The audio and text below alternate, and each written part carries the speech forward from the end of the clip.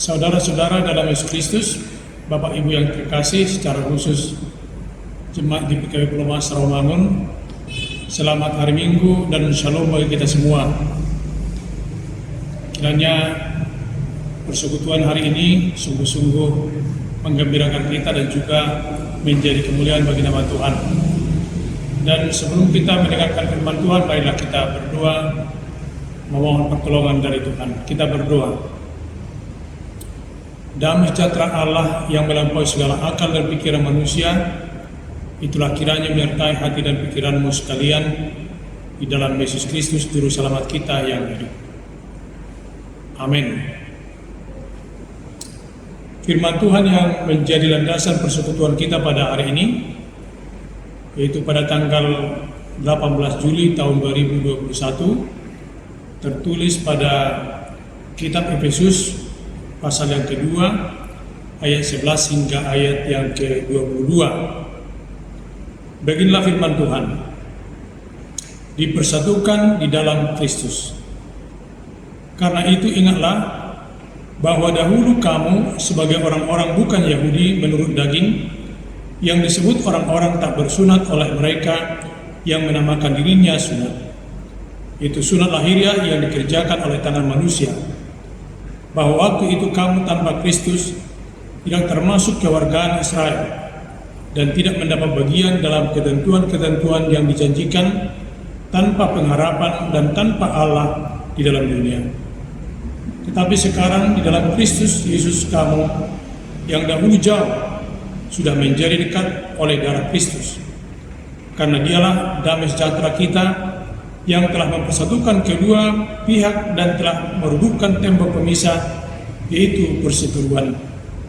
Sebab dengan matinya sebagai manusia, ia telah membatalkan hukum Taurat dengan segala perintah dan ketentuannya, untuk menciptakan keduanya menjadi satu manusia baru di dalam dirinya, dan dengan itu mengadakan damai sejahtera, dan untuk memperdamaikan keduanya di dalam satu tubuh dengan Allah oleh salib, dengan melenyapkan perseteruan pada salib itu. Ia datang dan memberitakan damai sejahtera kepada kamu yang jauh dan damai sejahtera kepada mereka yang dekat. Karena oleh Dia kita kedua pihak dalam satu roh beroleh dalam jalan masuk kepada Bapa. Demikian kamu bukan lagi orang asing dan pendatang, melainkan sewarga dari orang-orang kudus dan anggota-anggota keluarga Allah yang dibangun di atas dasar para rasul dan para nabi, dengan Kristus Yesus sebagai batu penjuru. Di dalam Dia tumbuh seluruh bangunan rapi tersusun menjadi bait Allah yang kudus di dalam Tuhan. Di dalam Dia kamu juga turut dibangunkan menjadi tempat kediaman Allah di dalam Roh. Demikianlah firman Tuhan untuk kita pada hari ini. Saudara-saudara yang kekasih, yang saat ini masih berada di rumah atau di tempat mana saja, kita telah memasuki minggu keempat kembali ibadah di rumah karena situasi dunia, situasi Indonesia dan juga gereja dan masyarakat kita yang masih dilanda COVID-19. Tetapi pada saat ini kami coba untuk menyapa saudara-saudara melalui rekaman video sebagai renungan pada hari ini atau khotbah pada hari ini, yang dapat menyapa saudara-saudara dan Bapak Ibu yang kasih. Kiranya persekutuan melalui video ini bisa membangkitkan semangat kita, memberikan pengharapan, keteguhan hati, dan terutama kesembuhan bagi saudara-saudara yang sedang terpapar COVID sekarang ini. Mari tetap semangat, waspada, dan seraya berdoa kepada Tuhan. Bapak Ibu terkasih, bahwa firman Tuhan pada hari ini mengambil tema kesatuan dan damai dalam Tuhan. Kesatuan dan damai dalam Tuhan. Kesatuan dan damai dalam Kristus yang telah mempersatukan Allah dengan manusia dan mempersatukan manusia dengan manusia. Itu misalnya kita tahu bahwa itu sudah terjadi ketika Yesus lahir di Bethlehem. hingga dia mati tersalib untuk menyatukan, mempersatukan Allah dengan manusia ciptaannya, demikian juga mempersatukan atau mendamaikan dan mendamaikan antara manusia dengan manusia. Kenapa saudara-saudara? Karena ada persatuan Allah dengan manusia. Ketika manusia jatuh dalam dosa, manusia membuat perseteruan dengan Allah, dan akibatnya juga terjadi perseteruan antara manusia dengan manusia. Kita bisa teringat misalnya ketika Adam dan Hawa menyombongkan dirinya di hadapan Tuhan, dan setelah mereka berseteru dengan Allah, tidak lama kemudian mereka, Adam dengan Hawa, demikian juga Kain dan Habil, mereka berseteru, dan itu beranak pinak. Dan hingga saat ini perseteruan itu selalu ada dalam kehidupan kita, baik dengan kehidupan keluarga, kehidupan masyarakat, kehidupan berbangsa dan negara, demikian juga kehidupan di dunia ini antara bangsa dan bangsa. Selalu ada saja perseteruan di tengah-tengah kita. Dan kalau kita mau jujur juga, dalam menghadapi masalah yang terjadi sekarang ini karena wabah COVID-19, bahwa itu kita lihat ada perseteruan, perbedaan pandangan, pertentangan, sulit mempersatukan hati untuk memerangi dan mengatasi masalah tersebut. Tidak terkecuali juga dalam keluarga kita masing-masing. Tapi saudara-saudara, sebagai orang-orang Kristen, sesungguhnya kita tidak bisa terjebak di sana. Kenapa? Karena walaupun itu amat manusiawi, perseteruan itu, konflik itu selalu ada, tetapi tidak Kristiani. Allah selalu menghendaki kesatuan bagi kita. Demikianlah Allah sendiri telah datang ke dunia ini melalui Kristus. Dia merendahkan dirinya, lahir di Bethlehem, dan dia mengosongkan dirinya sampai mati di kayu salib. Dia mengorbankan dirinya demi mengatasi dan menghadapi serta menyelesaikan perselisihan yang terjadi antara Allah dengan manusia, demikian juga antara manusia dengan manusia. Itulah yang kita lihat dalam firman Tuhan pada hari ini. Ada kesombongan dulu sejak dalam zaman perjanjian lama hingga Kristus datang, hingga Kristus naik ke surga. Di tengah-tengah jemaat mula-mula ada perseteruan. Dalam firman Tuhan pada hari ini, pertentangan dan perpisahan antara orang-orang Kristen yang bukan Yahudi dan orang-orang Kristen yang Yahudi. Coba bayangkan, mereka sudah sama-sama orang Kristen, tapi hanya karena berlatar belakang kebangsaan berbeda, maka ada sesuatu garis pemisah, ada diskriminasi. Orang Yahudi yang bersunat merasa lebih hebat. Sebaliknya orang yang bukan Yahudi yang tidak bersunat, mereka minder. Dan terjadilah diskriminasi. Ada semacam perendahan, merendahkan orang lain. Dan setelah terjadi itu adalah ada polarisasi. Polarisasi ini semacam perpecahan, keterpisahan di tengah-tengah kehidupan mereka. Kenapa? Karena orang Yahudi menyalahpahami dan menyalahgunakan pemahaman Taurat, yang diantaranya bersunat. Bagi orang Yahudi atau bagi jemaat mula-mula, yang dikatakan orang yang tidak bersunat itu adalah orang rendahan, yang tidak layak menerima anugerah dan keselamatan dari Tuhan. Itu bisa saja contohnya kalau kita mengingat ya, dalam kehidupan orang Batak ada istilah nasumaradat, ya kan? Nasumaradat itu yang tidak beradat. Dalam pemahaman orang Batak, yang tidak beradat itu hampir sama dengan orang yang tidak beradat. Ada juga istilah zaman dulu pertanggal gonok, yang anak tangganya genap. Itu merupakan orang-orang yang rendah, yang budak ya, yang tidak bisa bertemu dengan keluarga raja atau dari kalangan raja, dari kalangan yang sangat, yang berwibawa di tengah-tengah masyarakat. Dan dalam kehidupan orang Kristen Batak, konon bahwa orang-orang Kristen yang pertama itu adalah budak yang dijual balikan di onan atau di pasar, dibeli oleh para misionaris, mereka ditobatkan, mereka dibaptis, dan mereka menjadi pendeta. Artinya saudara-saudara sama Tuhan, bahwa bagi Tuhan walaupun manusia berbeda dengan segala latar belakangnya, baik oleh kulit, baik oleh karena harta kekayaan, baik karena ilmu pengetahuan dan macam-macam pencapaian manusia, kita berbeda tetapi di hadapan Tuhan sama. Di hadapan Tuhan tidak bisa ada diskriminasi, saling merendahkan sesama manusia. Ya. Karena betapapun latar belakang kita sama di hadapan Tuhan.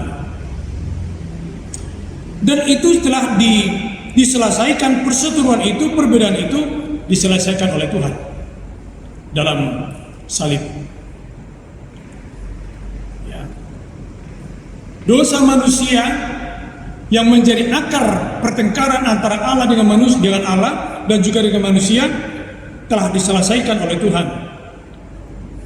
Dan pengampunan itu, menyelesaikan penghapusan dosa itu berlaku untuk setiap orang, tidak pandang bulu, yang kulitnya putih, yang kulitnya merah, yang kulitnya hitam, yang macam-macam, semuanya kita layak di hadapan Tuhan. Yang distilahkan dalam firman Tuhan pada hari ini, yang jauh atau yang dekat, orang yang tidak bersunat dan orang yang bersunat, orang Yahudi dan bukan orang Yahudi. Ya. Maka kita juga yang diharapkan dalam firman Tuhan pada hari ini, entah kita menjadi orang yang bersunat, entah kita menjadi orang yang tidak bersunat, tidak boleh larut dalam kepongahan, kesombongan, dan tidak boleh larut dalam keminderan, merasa sangat rendah, hina. Tidak boleh. Kita harus membangun persekutuan.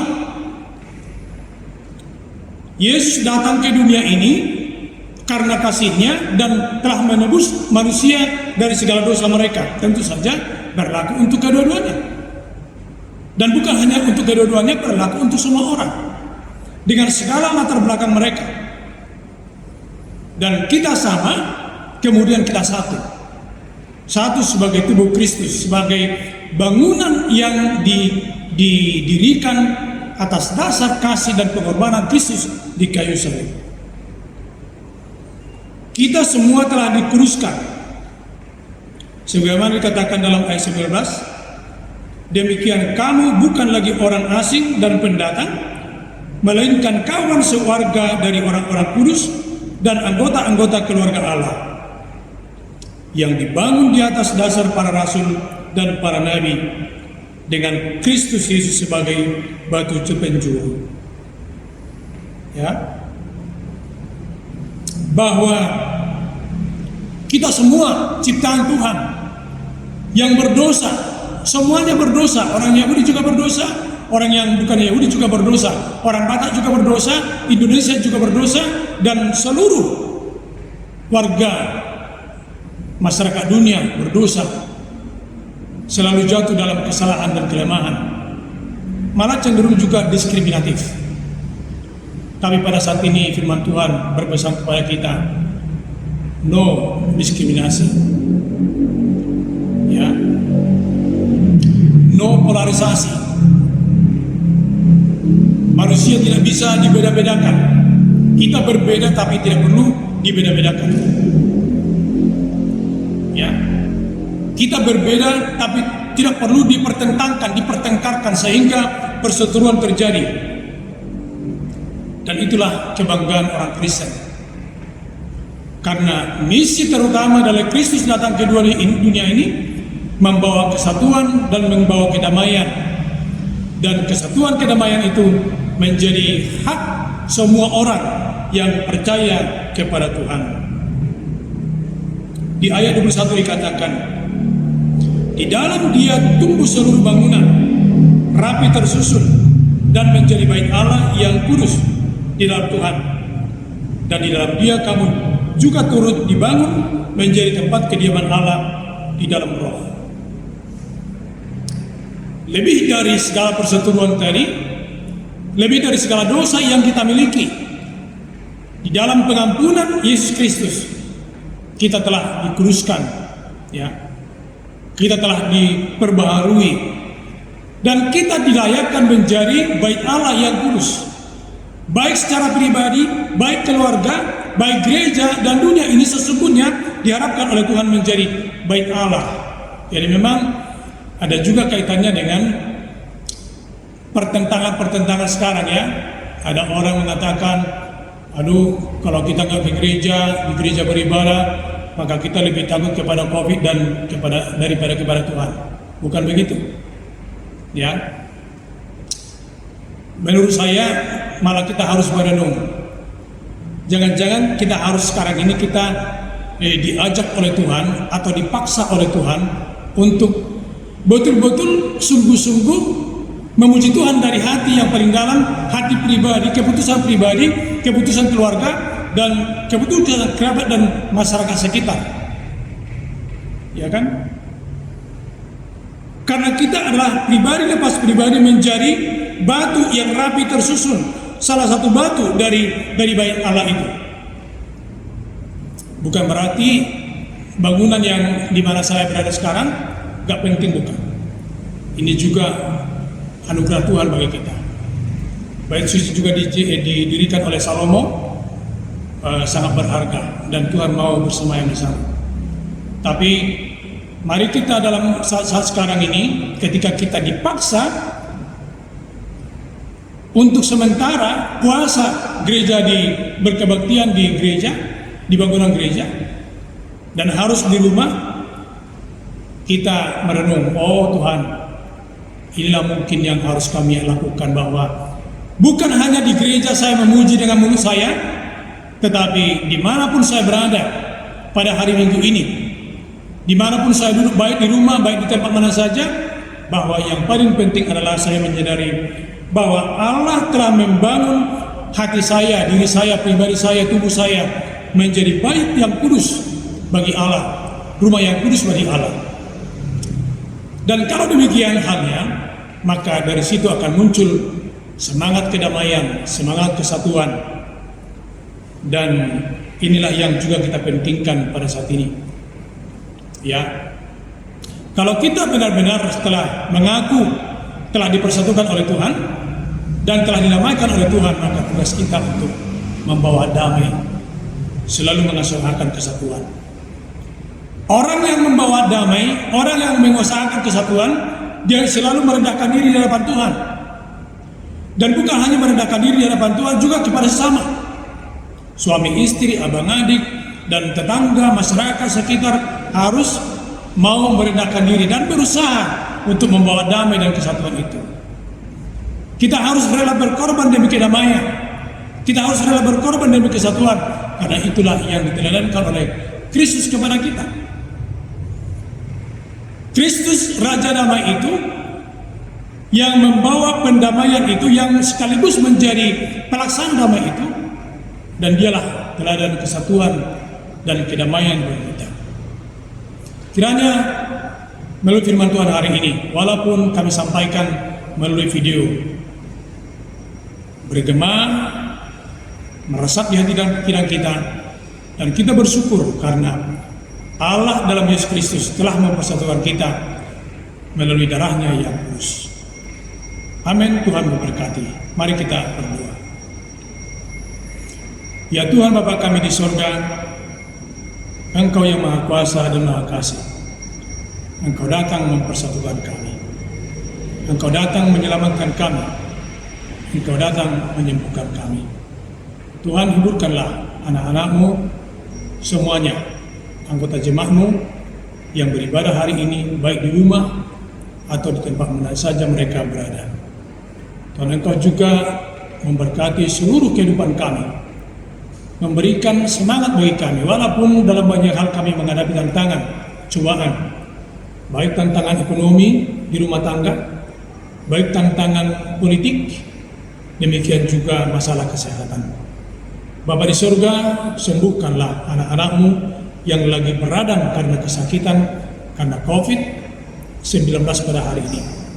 Demikian juga yang dalam tahap pemulihan, Engkau memberikan semangat yang luar biasa bagi mereka, supaya mereka sungguh-sungguh dipulihkan dan selalu berserah kepada Tuhan dalam kehidupannya.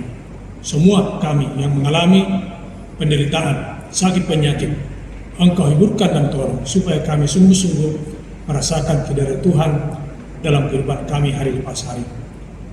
Berkatilah bangsa dan negara kami, supaya bangsa ini sungguh-sungguh bisa mengatasi masalah yang terjadi karena COVID-19.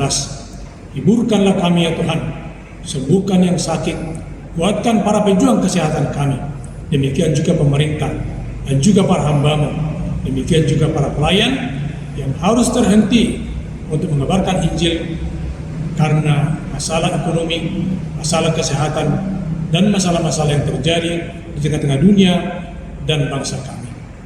Terima kasih Tuhan, terpujilah nama-Mu, dengarlah syukur dan doa kami ini yang kami sampaikan dalam Yesus Kristus, Juru Selamat kami. Amin.